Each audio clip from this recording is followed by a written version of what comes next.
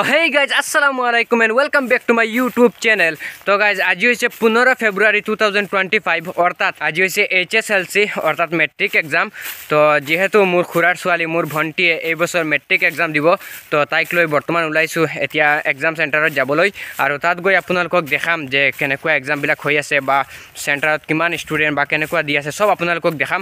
তো বলক এতিয়া বেছি দেৰি নকৰি ভিডিওটো আৰম্ভ কৰো। তো গাইজ এক্সাম সেন্টাৰখন হৈছে আমাৰ বঢ়াৱৰ একে আজাদ হাই স্কুল। তো আমাৰ ইয়াৰ পৰা মানে 3.5 কিলোমিটাৰ দূৰ। তো বলক এতিয়া সোনকালে যাব লাগে কিয়নো এক্সামৰ টাইম মেইনটেইন কৰা এটো বহুত বেছি ইম্পৰ্টেন্ট। তো বলক এতিয়া সোনকালে যাও।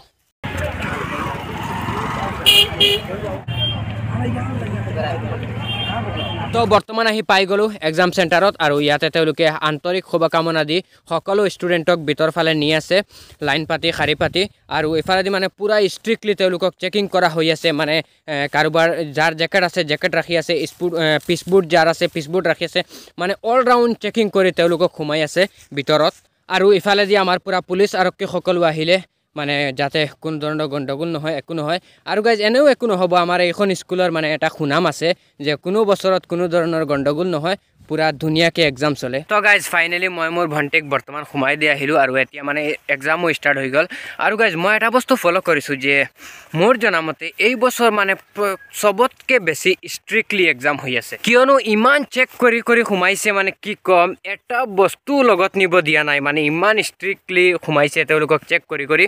মানে কোনোবাই যদি জেকেট লগাই আহিছে জেকেট খোলাই ৰাখিছে, গড়ি লৈ আহিছে গড়ি ৰাখিছে, মোবাইল লৈ আহিছে, আচ্ছা মোবাইলটো ডাঙৰ কথা, এইটোতো ৰাখিবই, মানে গড়িও ৰাখি দিছে জেকেটো ৰাখি দিছে।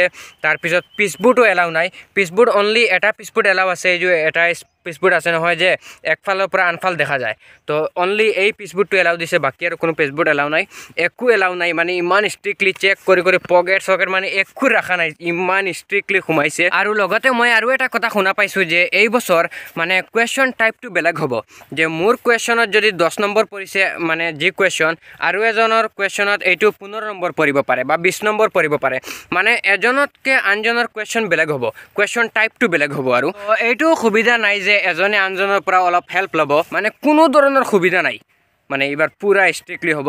তো কি হয় নাজানো, আপোনালোকে দোৱা কৰিব যাতে মানে সকলো কেণ্ডিডেটছৰ সকলো ষ্টুডেণ্টৰ এক্সাম ভাল হয়, এয়াই কামনা কৰিলোঁ। আৰু লগতে মানে যোৱা পৰহিৰ পৰা হাই ছেকেণ্ডেৰী এক্সামো ষ্টাৰ্ট হৈছে, HS এক্সাম, তো তেওঁলোকৰো যাতে এক্সামটো ভাল হয় তাকেই শুভকামনা কৰিলোঁ। আৰু যদি কোনোবা কেণ্ডিডেটছে মোৰ ভিডিঅ'টো চাই আছে তেওঁলোকক মই এটাই কথা ক'ব বিচাৰিছোঁ যে অলপ ভালকৈ পঢ়া শুনা কৰা, কিয়নো এইবাৰ কোনো সুবিধা নাই, এইবাৰ অলপ মানে ষ্ট্ৰিক্টলি যিহেতু তেওঁলোকে এক্সাম পাতিছে, তো অলপ মনোযোগেৰে পঢ়া শুনা কৰা যাতে এক্সামটো ভাল হয়। আৰু আজিৰ এক্সামটো তোমালোকৰ কেনেকুৱা গ'ল, কেনেকুৱা এক্সাম হৈছে নিশ্চয় কমেণ্ট কৰি জনাব। আশা কৰিছোঁ তোমালোকৰ এক্সামটো ভাল হৈছে আৰু আগন্তুকো যাতে এক্সামবিলাক ভাল হৈ যায়, এয়াই শুভকামনা কৰি আজিৰ ব্লগটো শেষ কৰিলোঁ। তো বাই বাই।